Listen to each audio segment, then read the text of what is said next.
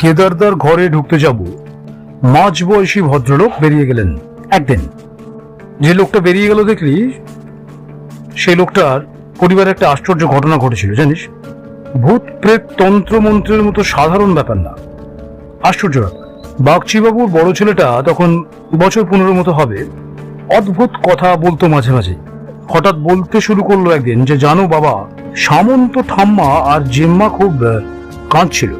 সামন্তদের ছোট কর্তার ছোট মেয়েটার শরীরটা খুবই খারাপ, চিকিৎসা ঠিক মতো হচ্ছিল না, টাকার অভাবে, তাই কান্নাকাটি আর কি। তো বাগচিবাবুর ছেলে কিছুদিন পর থেকে বলতে শুরু করলো যে, ঘুড়ি উড়িয়ে যখন সন্ধ্যেবেলায় ছাদ থেকে নামে, সেই সময় একটা ছায়া মূর্তি আবছা মতো নাকি রোজই আঙুল দেখিয়ে শরীর ঘরের ওপরে খিলানটার দিকে আঙুল দেখায়।